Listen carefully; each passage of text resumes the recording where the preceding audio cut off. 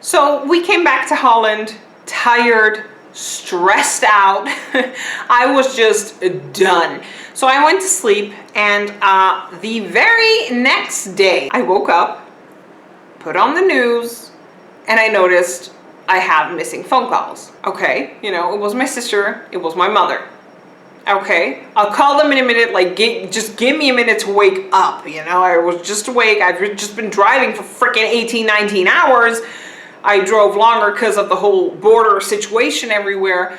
I'm tired, I'm pregnant, I'm cranky, I'm tired, just leave me the F alone. So I turned on the TV because my sister told me, watch the news in Croatia. And I was like, oh dear Lord. I am literally just freaking back. Like one freaking night. I turned on the TV and I could not believe what I saw.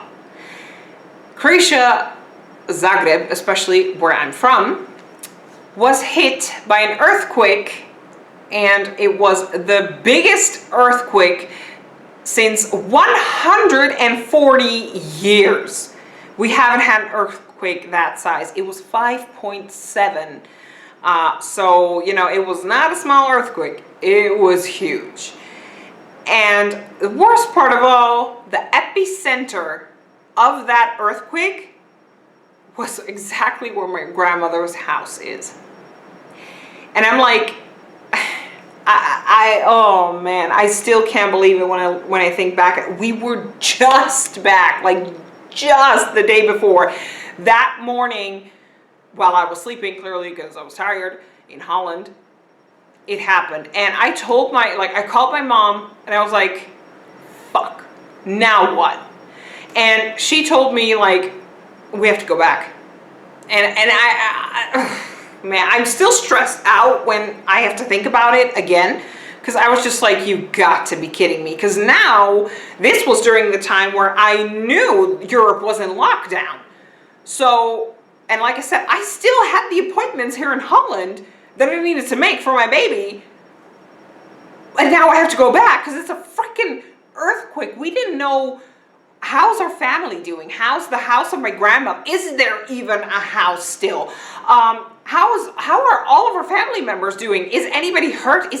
Are they even alive? Because, you know, so I called my mom and she was like, we have to go back. We have to go back immediately.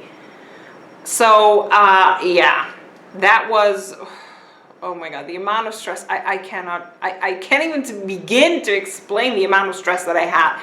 Because, don't forget, we just signed an agreement in Austria that we were not entering Austria anymore. So we knew we couldn't go in by car, and we couldn't go in by a different car because they have our passport numbers, our pictures, almost our DNA, let me put it that way. That's the amount of information I had to leave. So I told my mom, like, how are we going to do this? We're not allowed to enter most countries anymore. Planes are no longer flying.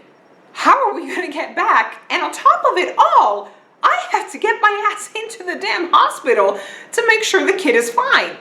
So eventually, I just called Croatia Airlines. I called the airlines here in Holland, Schiphol airport, sorry, just to check whether or not there were planes even going to Croatia, and if we could even get tickets, and worst part of all, if we could get tickets back. And Croatia actually put in more airplanes because of the fact that there was an earthquake, and people from all over the world, especially during the last war that we had, which was 25 years ago, we had, well, it ended 25 years ago, it was almost 30 years ago that the war started. A lot of Yugoslavian people, also a lot of Croatians, fled, including us. Croatia Airlines, let me put it that way, and the government, I think they knew that people were going to come back, because hello, if you have a house there or family members, or this is the worst earthquake since 140 years. Like, you know, people are going to come back. COVID-19 or not, people are going to come back. So thank goodness Croatia Airlines was one of the last organizations I remember at the Dutch airport Schiphol that was actually still flying out. So I could get tickets, I just couldn't get them immediately for the next day, but I could get them within 2 days. So we could leave within 2 days. However, that meant that we were leaving on the day I had the 20-week ultrasound. So I called up the lady from the ultrasound and I explained to her, like, you're not going to believe what happened. Because when I say it, like, this sounds unfreaking believable, but it's real. And I told her the whole situation. I told her, like, look, I just came back. We have an earthquake. I have to leave again. But I want to make sure my baby's okay. And I know we're in the COVID-19 situation, which also meant that there were less people working, that there were the waiting lists were longer. But I told her, like, you know, not to sound spoiled or like a brat, but it's just a matter of 2 days for the people that have an appointment with you for example, tomorrow. Could please one person switch with me? It's only a day longer, but it will mean the world to me because, you know, I have to leave and I really, really, really want to make sure my baby's okay. And the other people, the Dutch, I guess, girls, they're not leaving. They're here. So, you know, I don't want to sound like a spoiled brat, but I mean, this is an emergency. Please, could we switch with somebody? And she told me, like, this is very last minute. We're in the middle of a pandemic. I don't have all my nurses here anymore. And unfortunately, it's not like there are less babies in the make. There are actually even more babies in the make now that everybody's home. So she told me, like, I find it slim to none chance of, you know, being able to do it so fast, but I'll call you back. I'll ask the doctor and I'll just call you back. She called me back, like, bless that woman. She called me back within 10 minutes and she told me, I had a chat with the doctor. You come in tomorrow and after, you know, everybody's done, the doctor is going to stay an hour longer just for you. This is an exception. We understand. So come in tomorrow after everybody's gone and the doctor is just going to, you know, basically just going to stay longer for an hour for me. And oh my God, like, I cannot thank them enough. This ultrasound was so freaking important. But unfortunately, because of the whole COVID-19 situation, my boyfriend was doing a crucial job. And with crucial job, all of the people here in Holland had to stay home, work from home, except for the people with crucial jobs. So nurses, doctors, transport, but also grocery stores, you name it. They still had to work. All of the other people had to work from home. And unfortunately, my boyfriend never was able to be at home. He had to work. So I knew already that with the ultrasound, he wasn't going to be able to come with me. But, you know, it's such an important ultrasound. And of course, you find out the gender of your baby. So you want to take somebody, you know, to come with you for that ultrasound. And I told my mom, like, do you want to come with me? Because, you know, you don't want to do this alone.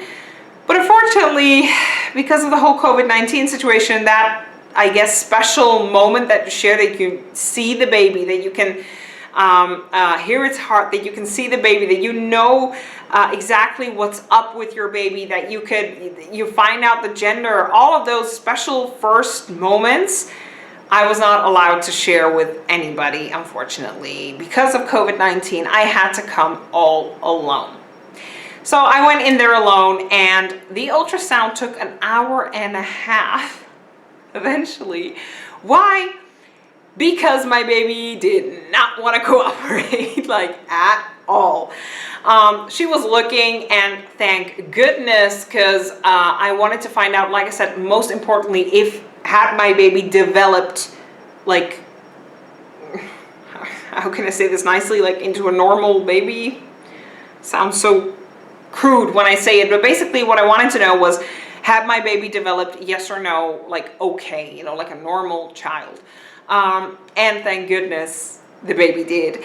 The heart was okay, the kidneys were okay. She told me that the baby had pretty big legs, like thick, like calves. She measured the upper leg and well, she measured all of the legs, let me put it that way. But basically when she came to the calves, she told me, like, for a baby, big calves. And I know that every single person in my family has big calves. So I know at least one thing the baby's gonna have, that's mine, and those are calves. I'm not really sure if that's a good thing, but hey, I know that's from my side of the family. So eventually she told me that the baby was just fine. However, the baby was big. She told me, like, your baby is on the bigger side. And she told me the gender. And the gender is, can I have a drum roll, please? It's a boy. I'm having a baby boy. And she told me, like, it's a big boy. But then again, I was like, yeah, you should see the father. He's huge. So, you know, kind of expected to have a pretty big baby. I wasn't the smallest either, and I'm not necessarily large or big as a woman, but I'm definitely not small either. I'm pretty much at the perfect length, I guess, for a woman. But when you look at it globally, I'm definitely taller than most women in the world. But for the standards in Holland, because the Dutch are like giants, the women and the men, I'm normal. My boyfriend, however, is 6 foot. I don't even know how much it is. He's almost 2 meters. So, if not even more, I have to check. I think he is 2 meters. Anyway, long fella. And big. Like, he's big. And his mother actually told me that he was 4 freaking kilograms when born. And I wasn't the smallest baby either. I wasn't necessarily big, but I was definitely not small. So I knew, boy or girl, this baby was going to be big. I knew it.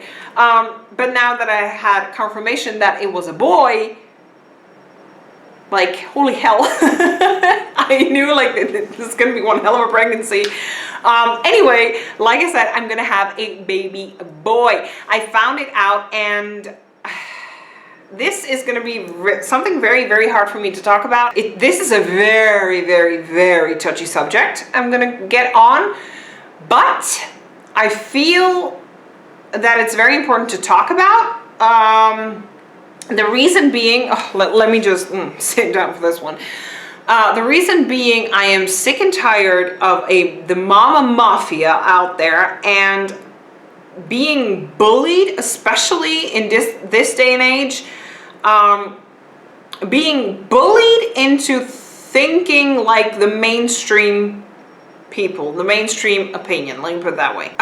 Why do I say this? I found out I was having a boy, and I'm just going to be honest, I come from a women's family. We're all women in my family. My father is out of the picture, and even our dog was a female. Like, only girls allowed. We were living with my grandmother, my mom, my sister, and me, and our little doggy, and we were all women. And that's basically how I grew up, with only women. However, my relationship with my mother is probably the strongest relationship. My boyfriend's going to kill me for saying this, but probably the strongest relationship out there. She has been through hell and back, that woman, for her children, for my sister and me, and especially with me. My sister has been with my father a lot during her upbringing, and she's definitely got a better relationship with my father than I do. I have a non-existent relationship with my father, and I don't want one. My strongest relationship was with my mom, and well, my grandmother did a lot of the raising as well, because my mom, of course, had to work. She was a single mother. But anyway, I have such a strong relationship with my mom that, you know, it even annoys my boyfriend. Like, I'm going to be honest, it annoys him. But that's something that I'm trying to explain to him, but he doesn't understand, is the relationship I have with my mom cannot be the same relationship I have with you. You're my partner. She's my mom.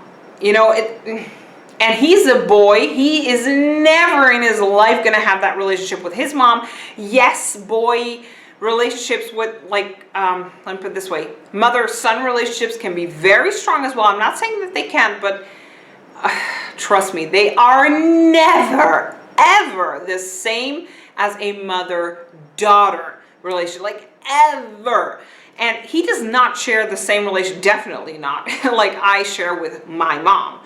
And honestly, I was hoping so much to have a girl, because I wanted to have that same relationship with my daughter. And also I wanted my mother to have that relationship with her grandchild as much as I had with my grandmother, whom I saw as my mother. So, you know, when I found out I had a boy, okay, people are gonna hate me if I put this up online, but I was disappointed. I'm not gonna lie, I always wanted a girl, and yes, I know. I know you cannot choose these things unless you do IVF, by the way, then you can choose. But you can't, you know, you get what you get, I understand. But I had my heart set on a girl so freaking bad, and not just because of that relationship, but also because of the fact that especially in Croatia and actually all of Yugoslavia, boys are praised, girls are not. Girls are always put down, yet girls are the ones that have to take care of everything and everybody eventually, while boys get everything while doing nothing. And the boys in like I said, in Southern Europe are spoiled little brats. I'm sorry. Of course, there are going to be exceptions.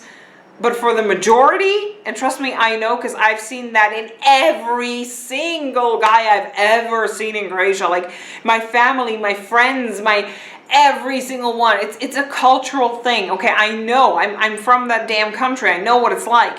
And I know that boys are praised, boys get everything, while girls are put down and girls have to do everything, yet get nothing in return. For example, when there's, for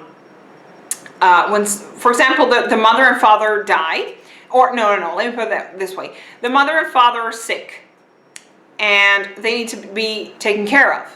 The boys will not do that. It's the girls that had to leave their job, sometimes even move, take care of the parents until the parents die. And then, for example, if there's a house left, or trust me, in Croatia there's hardly ever money left, but usually there's a house or a little house or whatever left, the boy gets the damn house and everything, and the girl gets nothing while doing everything. And I've seen that not one, not two, not 10, but probably a million times in Croatia, and I am sick of people spoiling boys and praising boys, because a lot of Muslim countries do that as well. They praise boys but look down on girls, and it's just, it annoys me to my core. Like I get so aggressive when even thinking about that. Is, I guess, through that experience, and I'm just going to be honest and say my own father did that to me as well. He did not want to see me for 3 months when I was born because I was not a damn boy. And that's going to be a rocky relationship to start off with even. And throughout me growing up, he never reached out to me. You know, he isn't there for me. He never paid alimony to my mom. He even claimed that I was not his daughter. So, you know, I guess starting from where I came from that rocky start with men, and that bad experience that I have had with men, I did not want to have a boy. I wanted to have a girl. And I am going to be honest and say I was not a little bit disappointed. I was hella disappointed that I had a boy. I'm not going to lie about that. Like I said, I praise girls because of the fact that nobody wants to praise them. I praise girls. And my mom always knew, she had the same damn experience at her house and then eventually with her now ex-husband, my father. She has brothers. She never had a sister. She could have had a sister, unfortunately. Long story short, the girl died. I can do that in a different video. Anyway, she grew up with boys who were all praised. Well, she was the one who had to do everything in the house. And I remember that because I have seen my grandmother put her down and put her sons above, especially the youngest. So I'm not okay with that, you know. And she had, I don't know, my mom never wanted to have boys, ever. And she didn't. She ended up getting 2 girls, which is exactly what you wanted. Then my sister got pregnant 2 times, and my sister actually did not want to have girls. She wanted to have boys, and she got exactly what she wanted. She got 2 boys. And now I'm pregnant, and I was like, oh my God, let it be a girl, let it be a girl, let it be a girl, and I got a freaking boy. It's like a story of my life. You know, everybody gets everything except for what they want, let me put it that way, except for me. It's just freaking annoying. Anyway, I was hella disappointed, and I really, honestly, had to come to terms with the fact that I'm having a boy. I'm fine with it now. Touchy subject, let me put it this way, and I immediately want to put this out because I know I'm going to get comments, so don't comment until the end of the video because I'm going to say something. I have talked about the people around me, not a lot, because I knew from a very early, how can I say this? I knew from very early on they did not understand.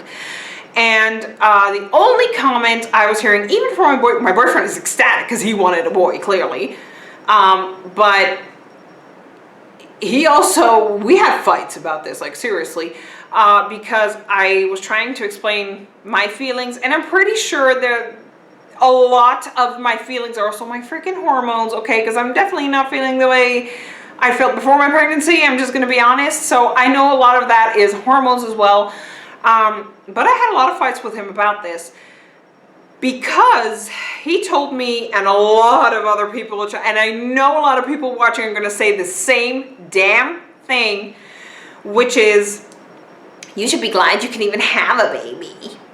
And oh, I'm so aggressive when I hear that. Why? I understand.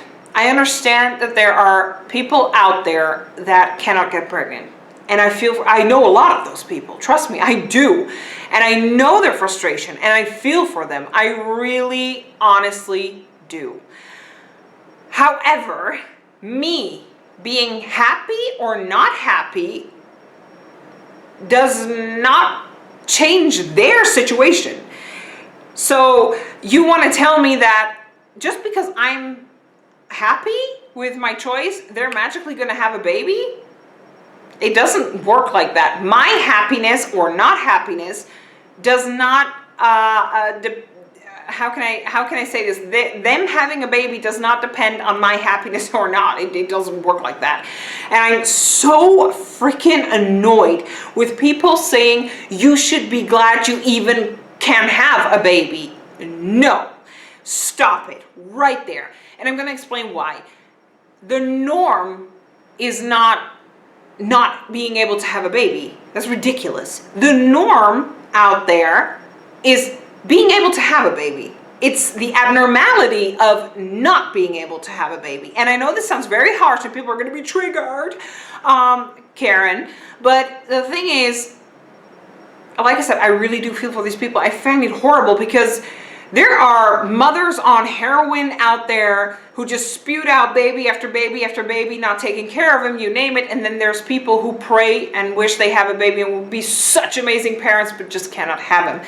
And I feel so freaking bad for them. My uncle was not able to have kids with his wife, and he would have been such a great parent. And it's definitely something he regrets through his life, that he eventually did not have a child, even with another woman. But at least to have a child, that was his biggest regret. And like I said, he would have been such a great father. And honestly, I think he would even still be alive today if he had a child. So trust me, I know directly from within my family what that's like. I'm not playing this down. I'm not. But I'm just so sick and tired of people saying, you should be glad you can even. No. Most women out there, and yes, I know there are exceptions, but most women out there can have babies. That is the norm. The norm, that's literally how we were biologically built. And yes, there are exceptions, and I feel so freaking bad for the exceptions out there. I honest to God do, because people deserve it. They deserve to feel this happiness. However, my happiness doesn't affect that. And I'm so sick and tired of the baby police, the mama police out there, and the people who are like, oh, how dare you? Like, I have a freaking right to be upset or not.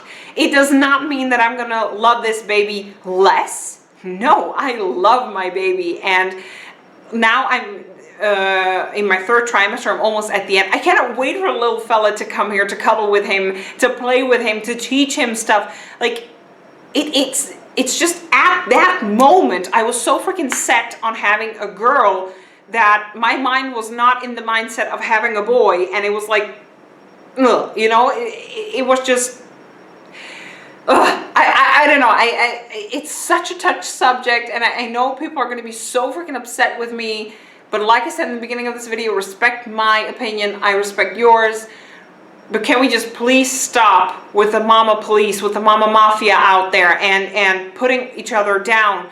I want to be able, I guess, to maybe even to create, I guess, a platform, I don't know how to say this, to be able to speak openly about these things and not put each other down, because there are so many women out there who have felt the way I have felt. Like I said, I don't think the same now, but I've been there, and personally I felt let down by everybody. I was not, even with my own family, I was not able, how should I say this, to explain what I was feeling at that point, because everybody was like, you should just shut up and you should just be happy, and that's that, and what you feel don't matter, you should just be happy, you don't deserve that baby. And I'm just like, I have a freaking right to be happy or not. And yes, finding out I had a boy was in first disappointing to me, because like I said, I explained, I wanted to have that mother-daughter relationship. I know I'm going to have a good relationship with my kid.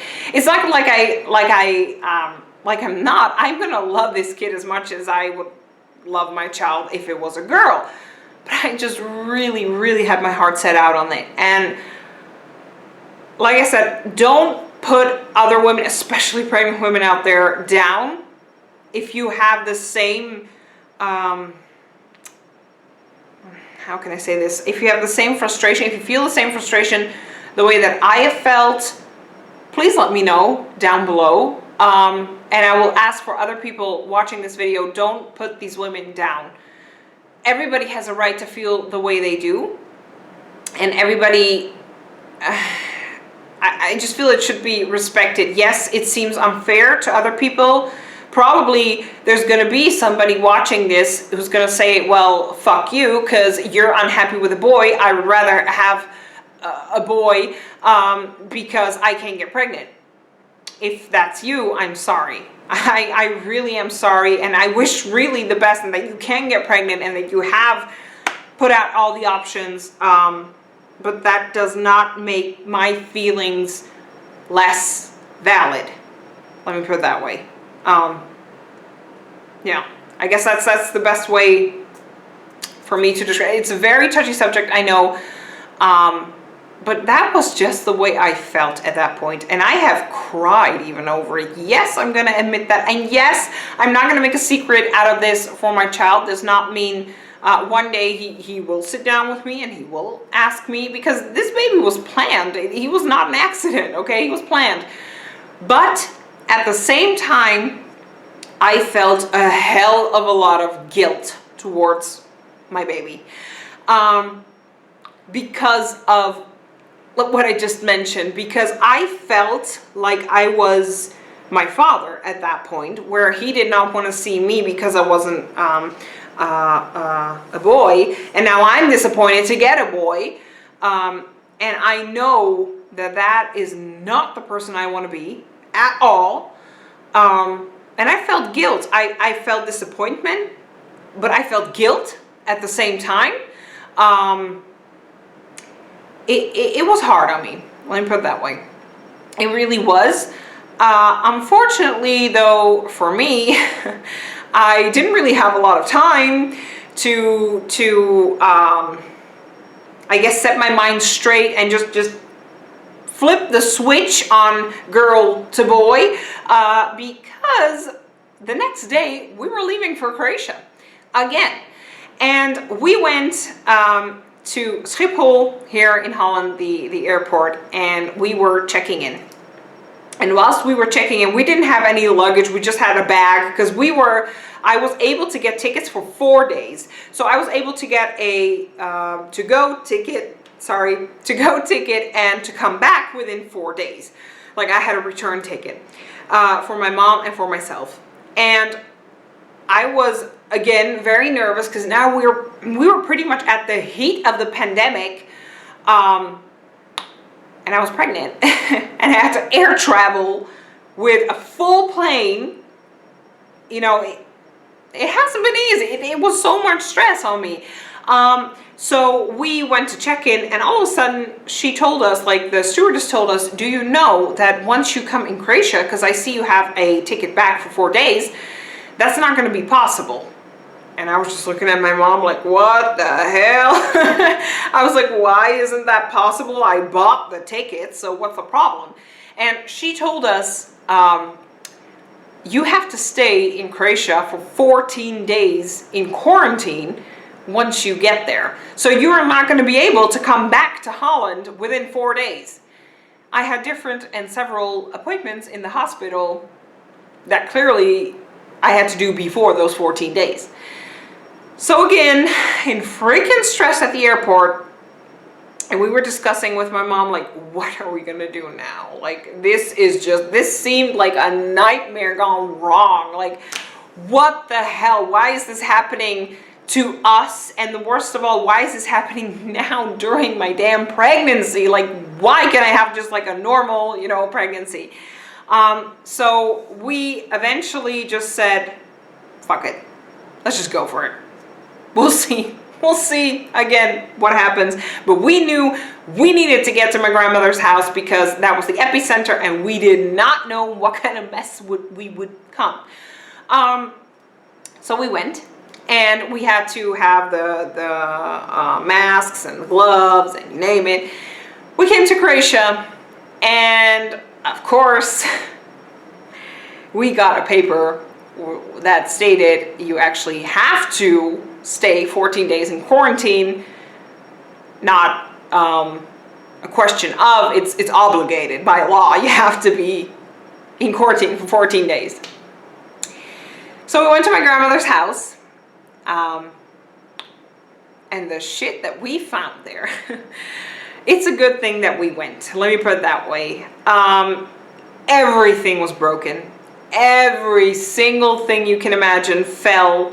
There was glass. Let me put it that way. When we walked in, there was glass everywhere. There were closets that fell over. Oh my God. Like, my mom and I still said, we're just going to stay for 4 days. We're not going to do the quarantine. And we'll just take a risk. And we'll just see. So we had 4 days to clean up the entire freaking house. The walls of the house were cracked. I guess there's so much you can handle even as a person. But pregnant or not, now we had to do some cleanup. And my mom and I are alone, so we're gonna have to do it alone, So we cleaned up the entire freaking house within 2 days. So the first day we came, we started with only the bedroom so we could sleep somewhere, because we left the house clean, but since there was an earthquake, everything was broken and everything was, falling down. So we started cleaning, and that is, especially with glass, filling up buckets, and those were really big buckets, filling up buckets with glass, taking them downstairs, up the stairs, outside, inside, you name it. It's hard physical labor. I'm pregnant in my second trimester. I'm not supposed to do that. I had no choice. There's so much that you could do, but when you're, like I said, when you're on your own, you're going to have to do things on your own, pregnant or not.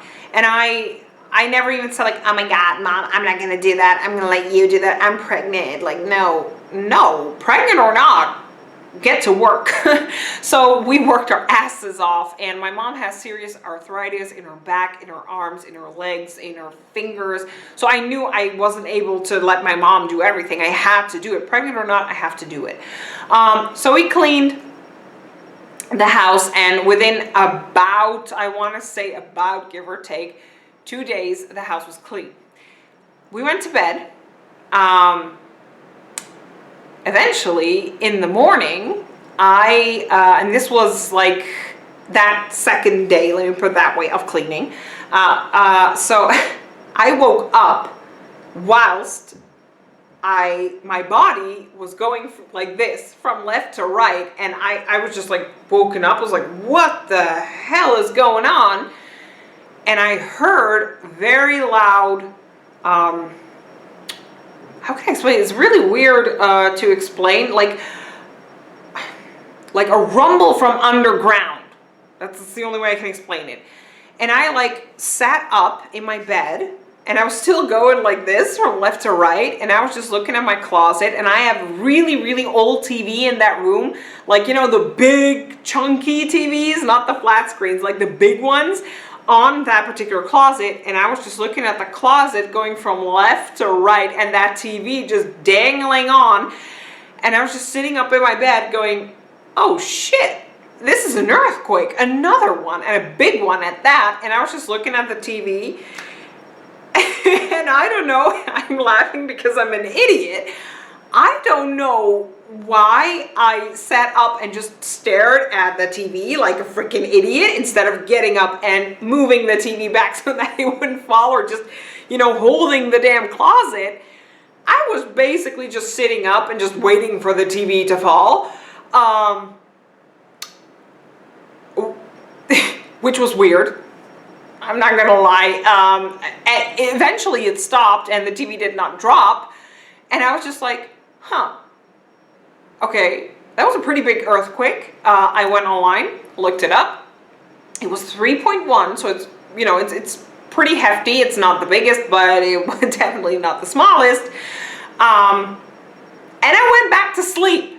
So later on, when I woke up again, and my mom woke up, I told my mom, like, did you feel that this morning around 7 in the morning? There was an earthquake.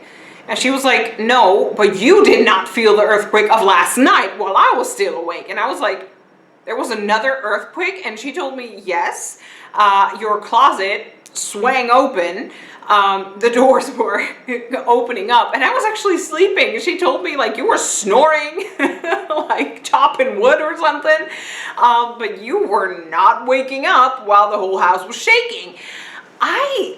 I was so tired from all of the work that we have done, all of the stress, all of the worrying, that I literally did not even notice that earthquake. But I told my mom, you were too tired this morning because you did not feel that earthquake. So during our stay, like I said, it was only 4 days, but during our stay, there were over 200, yes, I'm not exaggerating, you can look it up, over 200 earthquakes. It was ridiculous. It has, to this day, I actually follow there's an organization that monitors these earthquakes in Croatia, and I follow them on Twitter. And still, to this day, so it was in March, March? I think it was March. Yeah. It's June, almost July now. There are still freaking earthquakes on the daily. Yes, they're very light, but since the epicenter is where my grandmother's house is, you can feel them there.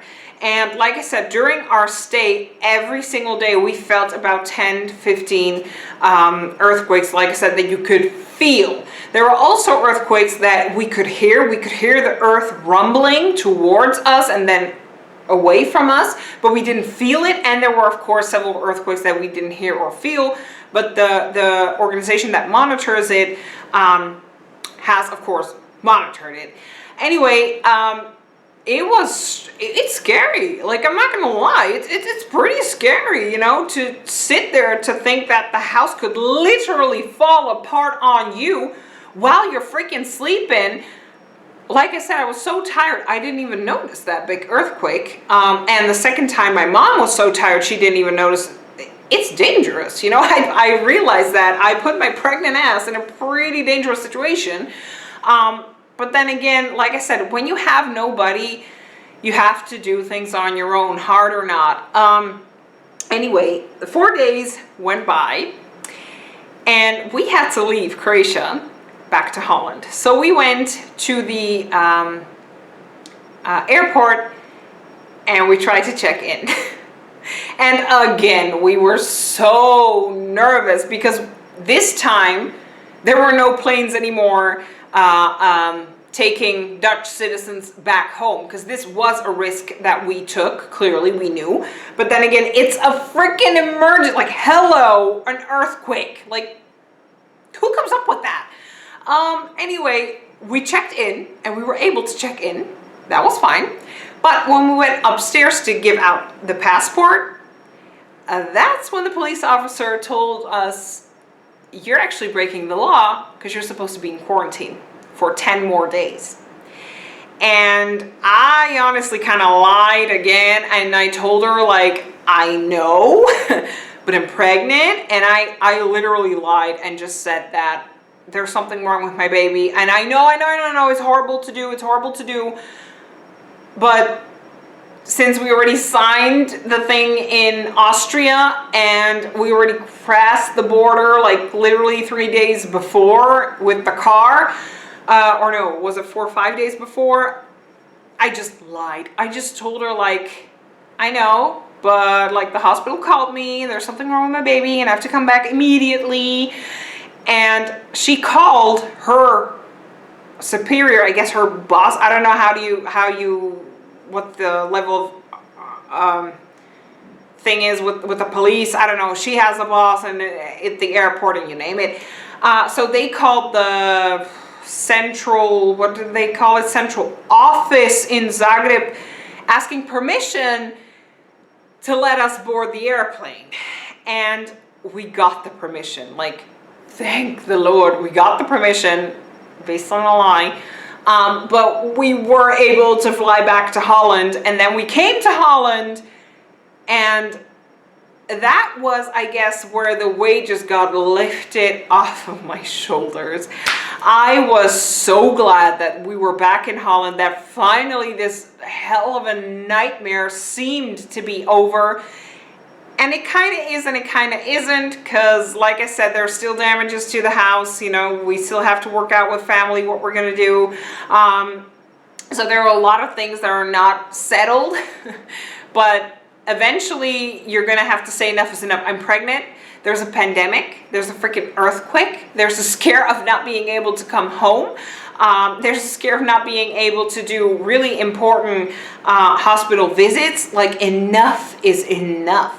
And like, April was the month where I just needed a month freaking off. Like, I went to the hospital to do the ultrasounds and all of that. And all of that was, thank goodness, fine. The baby is still bigger. He's still a big boy, bigger than normal babies his size. And he's about, what I heard, about 4 weeks further, how can I say this, further developed, I guess. I'm not really sure how to pronounce that, but he's 4 weeks, let me put it this way, bigger and taller than a baby of his size should be. So, you know, it's a big boy. And like I said, I'm glad that everything is fine with the baby, because that's what I was most afraid of, because of the amount of stress that I've had. Long periods of stress, because it's not like stress like immediately, it's stress pretty much throughout my entire pregnancy. I was so afraid something was going to be wrong with the kid, but it's okay. The baby is doing fine, the little fella. I'm going to shut it off here because I've been yapping for 2 hours. I think what I'm going to do is shut this video and make it a two-part, because like I said, so freaking much has happened during my second trimester. It has been a wild roller coaster. I don't even have a lipstick on anymore. Like, holy cow. I'm thirsty. I'm hungry. I still have the urge, by the way, for strawberries, cherries now, and cake. And I had that during my second trimester as well. So I'm gonna go ahead and go out and buy some cake. I'd like to thank y'all so much for watching. In May, my 3rd trimester started. I think that video is gonna be uploaded once I already give birth, because I'm still in my 3rd trimester, and a lot of things can happen. So I'll upload that, and yeah, I think I'm gonna cut this video into 2 pieces. I also have a shop blog, so that's coming up. I'd like to thank y'all so much for watching. Respect each other's opinions, please. No fighting in the comments, and I will see you guys in my next video. Bye.